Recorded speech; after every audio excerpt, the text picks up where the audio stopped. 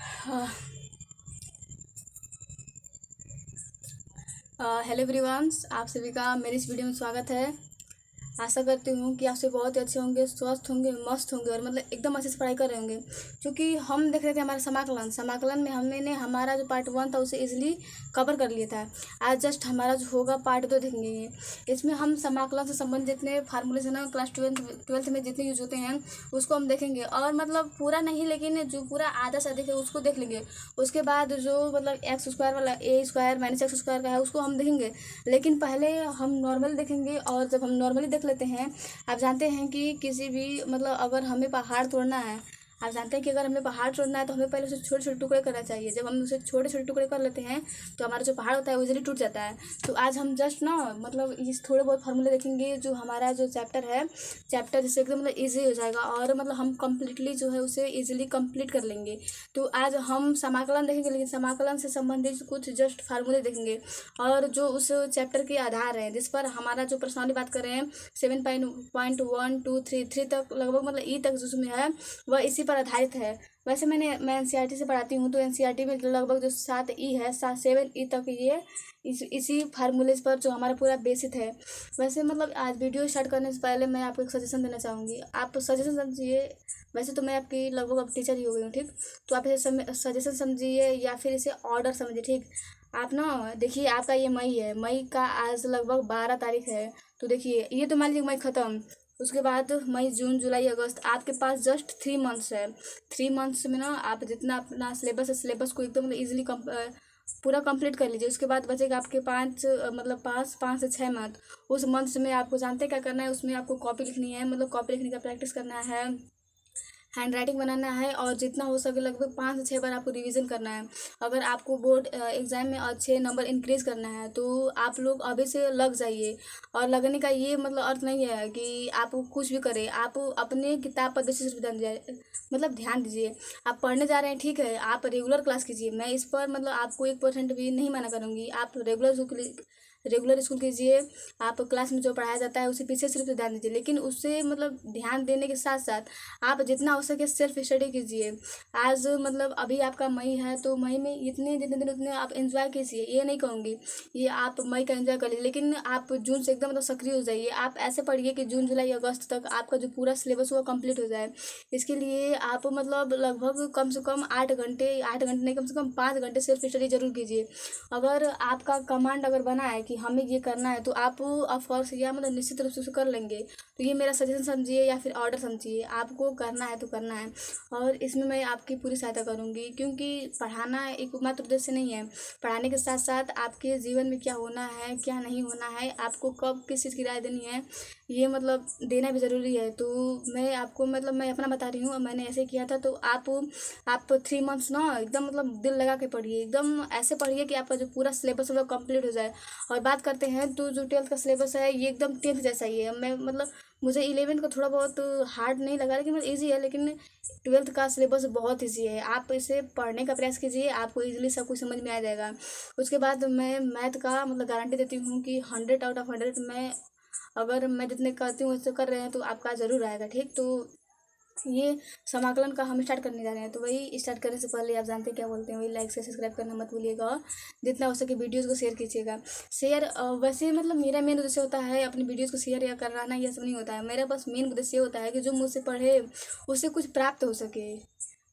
मतलब ना आप पढ़ रहे हैं अच्छी बात है, लेकिन मतलब ऐसे पढ़िए ना कि उस पर आपका कमांड हो। जो पढ़ रहे हैं वो आपके समान आज मतलब जो आप आज पढ़ रहे हो वह जो क्वेश्चन है अगर आ जाए या फिर 4 साल बाद आए तो आप उसे इजीली मतलब इजीली कर लें। ये ना हो कि हम फंस गए, हम बहुत ढेर दिन से पढ़े, ये नहीं होना चाहिए। आप जो पढ़िए उसे एकदम मतलब कंसंट्रेशन के साथ पढ़िए। और कंसंट्रेशन पढ़ने के लिए आप इधर इंजॉय कर लीजिए, लेकिन जून से लग जाइए कि हमें पढ़ना है, ठीक। तो आइए आज का जो हमारा मतलब वीडियो इसे स्टार्ट करते हैं और इसमें हमारा जो समाकलन है, समाकलन के सूत्रों को देखते हैं, ठीक। तो इसमें ना आप मैं ना अगर आपको समाकलन पढ़ना है तो अवकलन तो एकदम मतलब अवकलन आपको आना चाहिए। अवकलन के साथ साथ हमारा जो 10th का जितना त्रिकोणमिति है उससे एकदम मतलब आपको आना चाहिए। अगर आपके पास 10th मतलब अगर आपके पास 10th का बुक मतलब अगर आपके पास है तो आप उसे पढ़िए, आप उसे 1-2 बार रिवीजन कीजिए, 3-4 दिन में उसे एकदम कवर कर लीजिए। अगर वह भी नहीं है तो मैंने मतलब ऐसा वीडियो अपलोड किया है क्लास 10 त्रिकोणमिति के, आप उसे देख सकते हैं। लेकिन समाकलन को पढ़ने से पहले और अवकलन को पढ़ने, वैसे वैसे तो मैंने अवकलन को पढ़ा लिया है, लेकिन समाकलन को पढ़ने से पहले आप त्रिकोणमिति जरूर पढ़िए, ठीक। आप देखेंगे ना कि जो हमारा समाकलन है, समाकलन में तो लगभग 5 से 6 सूत्र, मान लीजिए 4 5, मान लीजिए 5 जो हमारे 6 सूत्र है, ये हमारे नॉर्मल बेसिस पर आ जाते हैं, जिसमें हम यक्स को मतलब यक्स को हम बेस मान सकते हैं। तो इसमें 5 जो बस 5 और 6 जस्ट जो सूत्र हैं हमारे इस पे आधारित हैं। और उसके बाद बात करें इसमें मतलब जितनी, वैसे मैं जिसमें आज बताऊंगी लगभग जो 12 हमारे सूत्र हैं, ये सब कितने हैं हमारे त्रिकोणमिति के ही हैं। तो सोच लीजिए कि जो हमारा त्रिकोणमिति है कितना इंपॉर्टेंट है। इसके बाद आप हाई लेवल पे जाएंगे, जैसे कि जेई हुआ, मेंस हुआ, नीट हुआ, उसमें भी ना इसका प्रयोग है। और क्लास 12 का ही जो इसमें समाकलन का फार्मूला है ना, वो हमारे जेई मेंस में भी आता है। तो आज मैं जस्ट केवल क्लास 12 के बेस के लिए बताऊंगी, उसके बाद 1 2 बनाऊंगी तो उसमें मैं आपको जेई मेंस के लेवल तक ही बता दूंगी, ठीक। तो आज जस्ट हम मतलब, तो ये कह रही हूँ मैं कि आप त्रिकोणमिति के 1 2 बार जरूर रिविजन कीजिए अगर आपको समाकलन में कमांड बनाना है तो, ठीक। तो आइए जो आज का हमारा जो सूत्र फार्मूला है, उसे पहले मैं आपको नॉर्मली जितने फार्मूलेज होते हैं ना वही बताऊंगी। और इससे पहले एक बात बता रही हूँ, ठीक। देखिए, आप जानते हैं कि जो हमारा समाकलन होता है वह अवकलन का अपोजिट होता है। क्या होता है, जो मतलब आप जानते, वैसे मैंने कल ही बताया था, मैं हमेशा बताती हूँ, जो हमारा अवकलन होता है, जो समाकलन होता है या फिर जो अवकलन होता है, ये समाकलन के विपरीत होता है। और जो हमारा समाकलन होता है ये हमारा अवकलन का विपरीत होता है। जैसे कि अगर बात करें कि हम जानते हैं कि जो हमारा अवकलन क्या होता है, हमारा जो जानते हैं कि जो हमारा अवकलन साइन एक्स होता है किसके इक्वल होता है, कॉस यक्स के इक्वल होता है, कॉस यक्स के इक्वल होता है। जब मतलब ना, जब हम साइन जो हमारा साइन होता है, जब हम साइन के छोटे छोटे पार्ट करते हैं तो हमें कॉस मिलता है। और जब हम कॉस के छोटे छोटे पार्टों को जोड़ते हैं तो हमारा क्या मिलता है, साइन, और साइन एक्स मिलता है। तो मैंने आपको कल ये बताया था कि जो हमारा मतलब जो हमारा अवकलन होता है, अवकलन किसका होता है, इसमें हम division plus difference plus division देखते हैं, डिफरेंस प्लस डिवीजन देखते हैं। लेकिन जो वही बात करें हमारा जो क्या होता है समाकलन होता है, इसमें हम एडिशन प्लस मल्टीप्लिकेशन देखते हैं। क्या देखते हैं हम, एडिशन प्लस मल्टीप्लिकेशन देखते हैं, ठीक। तो ये आप कभी मत भूलिएगा, ये बहुत ही महत्वपूर्ण है। अगर आप इसे जान गए तो सोच लीजिए कि आपका मतलब समाकलन का आप एक बेस जान गए हैं, कि जो हमारा अवकलन होता है ये हमारा डिवीजन प्लस डिफरेंस होता है, और जो हमारा क्या कहते हैं, जो हमारा समाकलन होता है ये एडिशन प्लस मल्टीप्लिकेशन होता है, ठीक। अब ना, मैंने बताया कि जब हमने साइन एक्स को तोड़ा तो हमें क्या मिला, कॉस एक्स मिला। जब हमने कॉस एक्स को जोड़ा तो हमें क्या मिला, साइन एक्स मिला। अगर मान लीजिए कि मैं आपको दे रही हूँ कि आपका यहाँ पर y इक्वल क्या है, 5 एक्स की पावर, मान लीजिए 5 है, ठीक। एक्स की पावर मतलब कुछ मान लीजिए यहाँ पर आपका है एक्स की पावर 4 है। अब इसका क्या निकालिए, आप अवकलन निकालिए। तो आप अवकलन में क्या करेंगे, बस जस्ट वही करेंगे, आप यहाँ पे करेंगे डी वाई अपान डी एक्स इक्वल, यहाँ पे डी एक्स के पावर 4 अपान डी वाई इक्वल, इसे आप तोड़ेंगे तो यक्स के पावर 3 होगा। क्या हो, बस जस्ट क्या होगा, यक्स के पावर यहाँ पर 4 आगे आ जाएगा और 4 में से -1 होगा तो हमारा क्या होगा, यक्स के पावर 3। तो आपको अवकलन आता होगा, मैं जानती हूँ, ठीक। देखिए यहाँ पर आपका क्या होगा, यहाँ पर ये आपका अवकलन क्या हुआ है, यहाँ पर 4 और x पावर 3 हुआ। आप जानते हैं कि जब हम अवकलन को तोड़ते हैं तो हमारा क्या आता है, समाकलन आता है। और जब हम समाकलन को जोड़ते हैं तो हमारा क्या आता है, अवकलन होता है। तो देखिए, अगर मान लीजिए कि यहाँ पर मैं इसका क्या करूँ, समाकलन करूँ, यहाँ पर मैं जस्ट इसका क्या करूँ, 4x पावर 3 dx का अगर मैं क्या करूँ, समाकलन करूँ, तो आप जानते हैं कि समाकलन एक जोड़ की प्रक्रिया थी, ठीक। तो यहाँ पर क्या होगा, यहाँ पर होगा x पावर 3 + 1 dx अपान 3 + 1 इक्वल x की पावर 4 अपान 4 से 4 कैंसिल आउट, बचा कितना, x की पावर 4। तो आप देख रहे हैं कि जो हमारा यह x की पावर 4 है यह इस x की पावर 4 के इक्वल आया है। तो यही बस जस्ट यही है कि जो हमारा अवकलन होता है ये हमारे तोड़ की प्रक्रिया होती है। जब हम अवकलन को तोड़ते हैं तो हमें समाकलन प्राप्त होता है, और जब हम समाकलन को जोड़ते हैं तो हमें क्या प्राप्त होता है, अवकलन प्राप्त होता है, ठीक। तो ये हो गया। अगर मान लीजिए ना आपकी समक्ष अगर मैं यहाँ पर आपको 5 दे देती, ठीक, अगर मैं यहाँ पे आपको 5 दे देती, आप जानते हैं कि जो हमारे 5 है ये कांस्टेंट होता है। कांस्टेंट में अवकलन में जब हम कांस्टेंट का प्रयोग करते हैं उसका मान क्या होता है, 0 हो जाता है।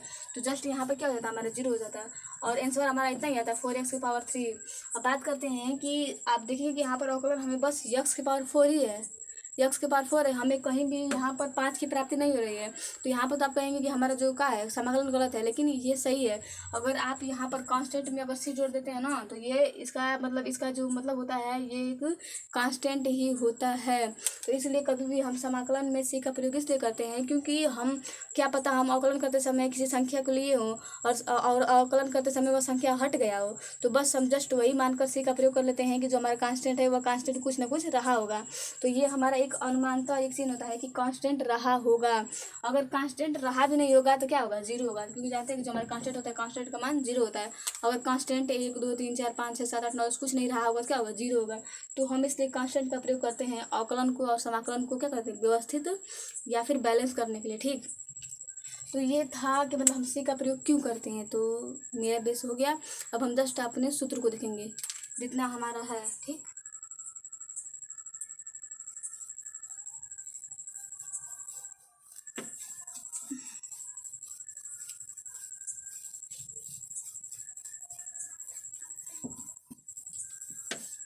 देखिए पहला तो हमारा जो 5 होगा वो हमारे किस पर होगा, यक्स पे ही बेसित होगा। तो 5 को तो हमें बहुत इजीली याद करना चाहिए। देखिए अगर आपको कहीं देखिए ना, हमारा पहला ऐसे आप जानते हैं ना कि ये क्या है, ये हमारा सम है और सम का जो यस होता है, यस को बड़ा कर देते तो हमारा क्या होता है, समाकलन हो जाता है। ठीक, देखिए यहाँ पे अगर आपको कहीं देखिए यक्स की पावर यन का डी एक्स, यक्स की पावर यन का डी एक्स, तो आप बस जस्ट यही कीजिएगा कि यहाँ पे यक्स यन प्लस वन अपान यन प्लस वन डी एक्स, ये हमारा क्या हुआ, पहला सूत्र हुआ। अब बात करते हैं दूसरा सूत्र। यहाँ पे कीजिए, अगर आपको कांस्टेंट हो तो आप जानते हैं कांस्टेंट क्या करते हैं, हम अवकलन से या समाकलन या अवकलन से बाहर कर देते हैं। ठीक, तो अगर यहाँ पे यक्स की पावर यन हो, ये यक्स की पावर यन डी एक्स इक्वल, ये को हम अवकलन समाकलन से बाहर कर देंगे और वही यक्स की पावर यन प्लस वन अपान यन प्लस वन का डी एक्स दूसरा हुआ। बात करते हैं तीसरा। तीसरा में हम मान लेते हैं कि जो मतलब ऐसे हो गया, अगर मान लीजिए आपको दे दे वन अपन यक्स का क्या लिखा, वन अपन यक्स का आप समाकलन करते थे। ठीक, देखिए यहाँ पर वन अपन यक्स का डी एक्स कीजिए। तो ये आप जानते हैं कि जो हमारा अवकलन होता है, अवकलन में लॉग ई के पावर यक्स का मान क्या होता है, वन बाई यक्स होता है। जस्ट वही यहाँ पर वही हो जाता है जो हमारा मतलब जब हम समाकलन करते हैं तो वही आ जाता है वन मतलब लॉग ई के पावर एक्स डी एक्स, ये हमारा क्या हो जाता है, अवकलन हो जाता है। तो आप डी एक्स लिखिए चाहे मत लिखिए, आपका अवकलन हो गया। ठीक, मैं वैसे लिख दूँगी। ठीक, अब हमारा हो गया, आ गया चौथा। इसमें हम ना चौथे में ये पढ़ते हैं ना कि अगर आपको हाँ ई एक्स का, अगर आप इससे कहे कि ऐसे है ना ई के पावर एक्स का आप क्या निकालिए, डी एक्स निकला, ऐसा समाकलन निकालिए। तो आप इतना जानिएगा कि जो हमारा ई के पावर एक्स होता है, चाहे अवकलन हो चाहे समाकलन हो, दोनों में जो ई के पावर एक्स होता है उसका जो मान होता है वही के पावर एक्स ही होता है, उसके मान में कोई परिवर्तन नहीं होता है, चाहे वो अवकलन हो या फिर क्या हो, समाकलन हो। ठीक, इसके बाद हमारा जो पांचवा आता है, पांचवा इसमें मैंने देखा है कि मतलब मैंने अवकलन में नहीं पढ़ता है, मतलब नहीं पढ़ा है, लेकिन समाकलन में देखा मैंने। यहाँ पर था ना, अगर आपको ये कांस्टेंट की पावर अगर आपको यक्स दिया है तो आप इसका अवकलन कैसे करेंगे, समाकलन कैसे करेंगे। तो जस्ट इसके करने के लिए हम ए के पावर यक्स तो रखते ही रखते हैं, लेकिन बस वही जस्ट बटा में कर देते हैं और लॉग ई के पावर ए कर देते हैं। यहाँ पर यक्स का प्रयोग नहीं करते हैं बल्कि ए का प्रयोग करते हैं। तो आप इसे ध्यान रखिएगा, क्योंकि हमने जो हमारे ये चारों फार्मूले थे ये हमें अवकलन में पढ़ा था तो हमें ये याद है, लेकिन मतलब ये हमें एक नया मिला है तो आप इसे याद कीजिए। ठीक, ये हमारे 5 हो गए किस पर, यक्स पर आधारित। ये हमारे 5 सूत्र किस पर थे, यक्स पर आधारित थे, आधारित थे।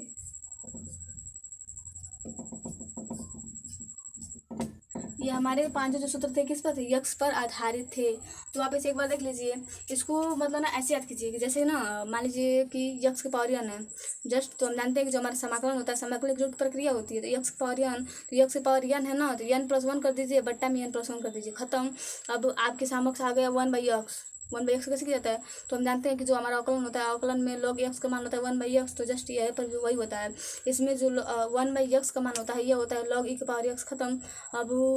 अब आगे बढ़ते हैं तो हमें आता है कि यहाँ पे ई के पावर एक्स, तो आप जानते हैं कि चाहे अवकलन हो चाहे समाकलन हो, ई के पावर एक्स का मान हमेशा ई के पावर एक्स ही होता है।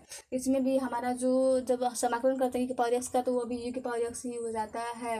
और आप जानते हैं कांस्टेंट अगर हमें अवकलन में मिल जाता है तो उसको एक बाहर फेंक देते हैं, तो जस्ट वैसे ही समाकलन भी है, समाकलन में कांस्टेंट को बाहर फेंक देते हैं और यक्स के पावर एन का जो सूत्र होता है वो रख देते हैं, तो हमारा समाकलन भी हो जाता है।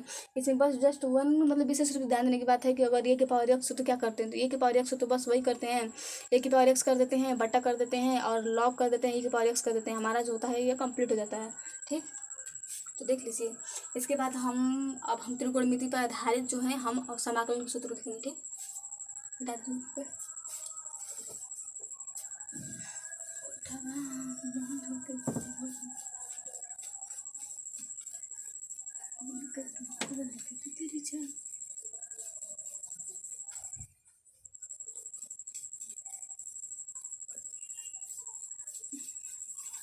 अब हमारा जो दूसरा है ये किस पर, त्रिकोणमिति पर आधारित।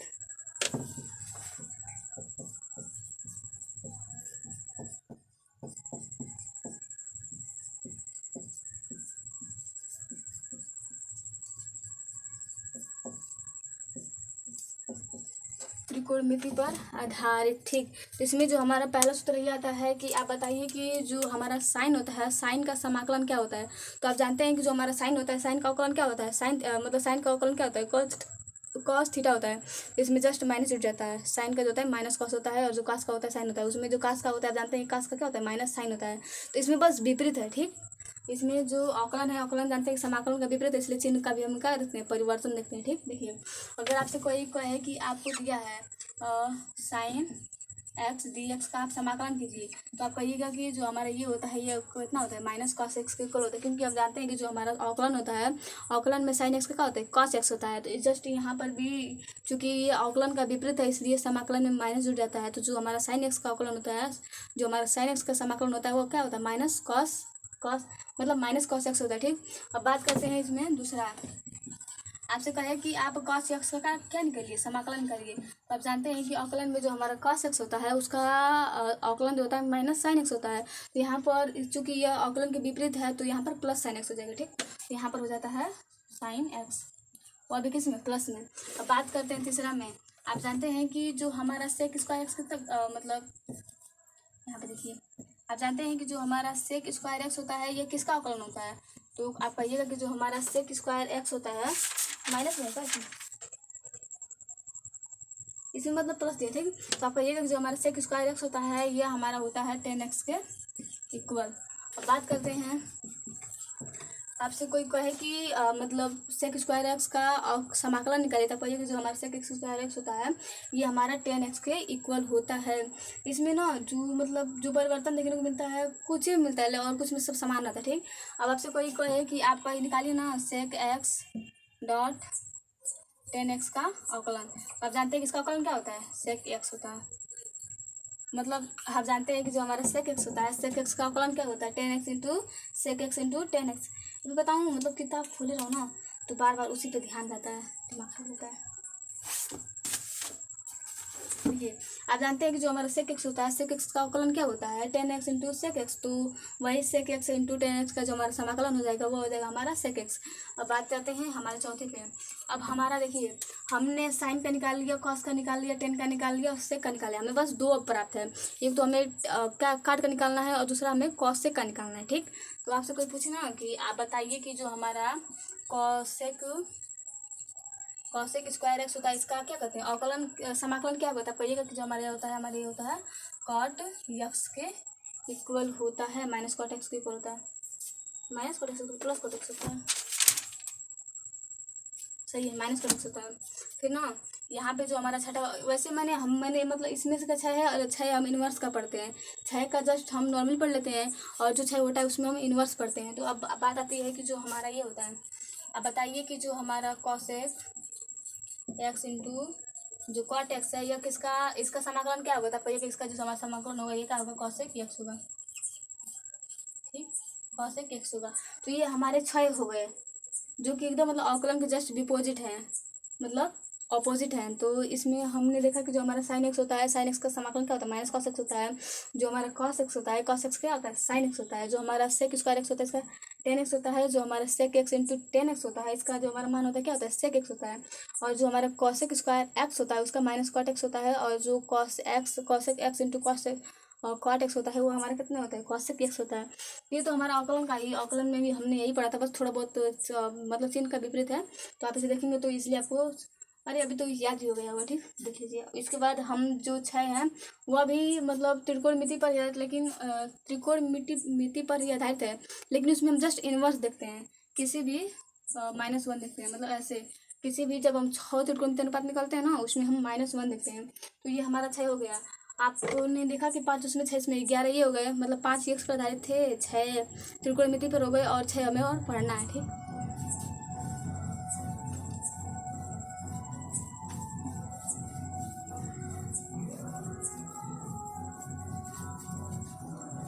आप जानते हैं कि इनवर्स का प्रयोग कब होता है? जब हमें 1 के नीचे कोई संख्या दी हो। अगर हम 1 की पावर x मतलब 1/x करते हैं तो इसका मतलब इनवर्स क्या होगा? x माइनस x की पावर -1 होगा।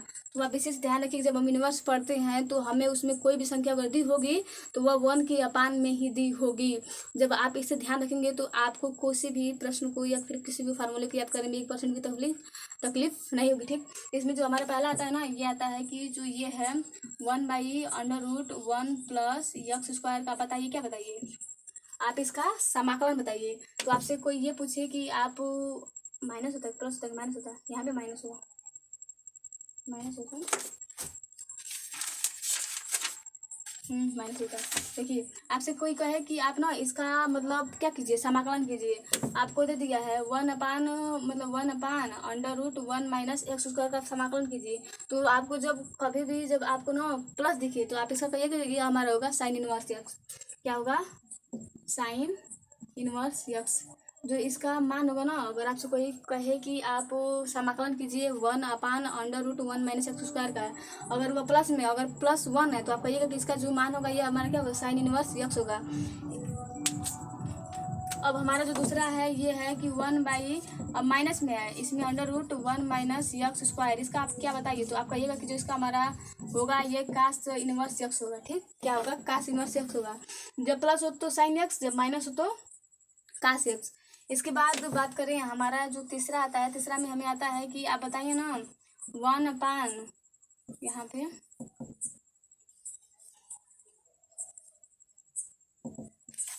भूल करती हूँ मैं,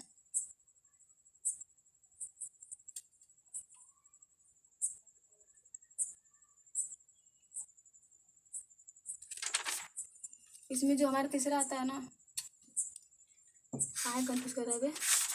हाँ, यहाँ पे जो हमारा तीसरा आता है ये आता है 1/√, मतलब ना इसमें हम √ में ना साइन x मतलब साइन कॉस और सेक और कोसेक को देखते हैं, और जो हमारा कॉट होता है और जो टेन होता है वो विदाउट मतलब √ होता है। पहले हम √ को ही देख रहे हैं, उसके बाद हम विदाउट √ को देख लेंगे। ठीक, तो यहाँ पर आपसे कोई पूछे कि यहाँ पर आप देख रहे हैं कि 1 माइनस क्या है? x स्क्वायर है। क्या है? 1 minus just 1 minus x square है। साइन और कॉस में 1 माइनस x स्क्वायर है, तो इसका विपरीत क्या होता है? आप जानते हैं कि जो हमारा साइन होता है, साइन के विपरीत क्या होता है? कॉस x होता है। साइन के विपरीत क्या होता है? कॉस x होता है। तो जस्ट वही, अगर आपको x -1 दिखा दे, अगर x स्क्वायर -1 रहे तो आप कहिएगा कि जो इसका हमारा समाकलन होगा यह होगा हमारा सेक x, सेक इनवर्स x होगा। क्या होगा? सेक इनवर्स x होगा। इसमें माइनस होता है ना, यहाँ पर दिखेगा कि जो कॉस होता है, कॉस मतलब जो हम कास इनवर्स x का मान निकालते हैं तो उसमें माइनस होता है, और जो आप जानते हैं कि जो हमारा कॉस होता है, कास का विपरीत क्या होता है? सेक होता है। तो सेक में माइनस इनवर्स तो होता है, लेकिन यहाँ पर +1 जुड़ जाता है। यहाँ पर -1 ना होकर क्या होता है? +1/√x स्क्वायर -1 होता है। ठीक, और अब बात करते हैं कि जब आप जानते हैं कि जो हमारा साइन होता है, साइन के विपरीत क्या होता है? कॉसेक x होता है। जस्ट वही, यहाँ पर अगर आपको -1/√x स्क्वायर -1 दिखे तो इसका क्या होगा? माइनस कॉसेक इनवर्स x हो गया। अब हमारा कितना हो गया? 4, 1 2 3 4 5, अब छठवां में जानते हैं कि जो हमारा पांचवा और छठा होता है उसमें हम विदाउट कॉर्डिनेट पढ़ते हैं। ठीक, तो यही होगा, बस जस्ट यहाँ रहेगा 1/, क्या होगा? 1 प्लस x स्क्वायर। इसका जो होगा ये हमारा होगा 10x, और जो हमारा छठा हो जाएगा यही होगा, माइनस में 1 होगा, और 1 प्लस x स्क्वायर जो होगा ये होगा माइनस कॉट इनवर्स x। तो हमारा जो 12 त्रिकोणमिति पर आधारित और जो 6 मतलब विदाउट त्रिकोणमिति पर आधारित उसे हमने देख लिया। इसमें आप याद रखिए ना कि जो साइन होता है, साइन के विपरीत कॉस होता है, जो सेक होता है, सेक के विपरीत कॉस होता है, कॉस के विपरीत सेक होता है, जो टेन होता है, टेन के विपरीत कॉट होता है। इसमें 6 में आप इसमें याद रखिए। और इनवर्स में जानते हैं कि इनवर्स कब होता है? जब 1 के अपान में कोई संख्या दी होता है उसको क्या होता है? इनवर्स होता है। तो ये आप याद रखिएगा, आपको मतलब आप याद रख कीजिएगा, आपको इजीली याद हो जाएगा, 1-2 बार ट्राई मारिएगा हो जाएगा। मेरे को 5 मिनट लगे थे इसे याद करने के लिए, तो अभी पता नहीं कितने मिनट हुआ है। हाँ, तो रहने दीजिए आज के लिए। आज मैं बताऊँ, आप जान रहे हैं ना कि मतलब भारत और पाकिस्तान में लड़ा है। मेरे को मतलब इतना क्या बताऊँ, मतलब आप जान रहे हैं कि भारत और पाकिस्तान में लड़ा है, और ना मैंने न्यूज़ में भी कहीं भी देखा है, मतलब जो हमारे सैनिक है ना वो घर तो आ रहे हैं, लेकिन मतलब एकदम दूरी पर से वापस लौट जा रहे हैं। एक दो पैर घर में रखा और एकदम वापस, मतलब इतना दिक्कत सुकून मिलता है ना। मतलब यही तो एक समय है अपने आप को देश के प्रति समर्पित करने के लिए।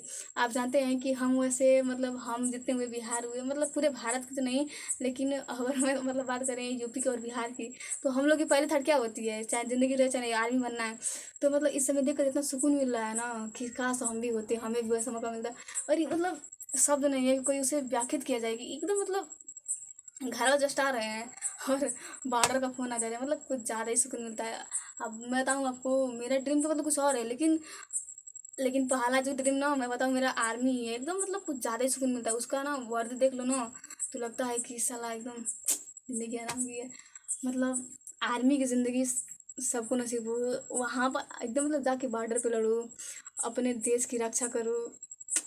वैसे जान जान जाना तो अलग बात है, लेकिन अपने देश के लिए समर्पित हो जाना गर्व की बात है। एकदम तिरंगे में लिपट के घर आओ तो वह जो सुकून होता है वो अलग होता है। उसको व्याख्यात करने के लिए अगर कोई शब्द मिल जाए तो ये तो असंभव ही लगता है। एकदम मतलब कुछ ज़्यादा ही सुकून मिलता है उस वर्दी को बस जस्ट देख लो ना तो क्या बताऊँ, शब्द ही नहीं है। तो आज के लिए बस इतना ही, फिर मिलते हैं अगले वीडियो में। ठीक, तो आप इस फार्मूलेज को, हमने त्रिकोणमिति पर आधारित तो 12 फार्मूले थे उसे देखे हम, और यक्स पर आधारित हमने 5 फार्मूले देखा है। अगर आप इसको देख रहे हैं तो अगले वीडियो में हम 1-2 क्वेश्चंस करेंगे, उसके बाद हम अपने मेन बेस पे आ जाएंगे, जो कि जेई मेंस लेवल के का है संबंधित जो प्रश्न है। ठीक, आज के लिए इतना ही, बस बाय, मिलते हैं।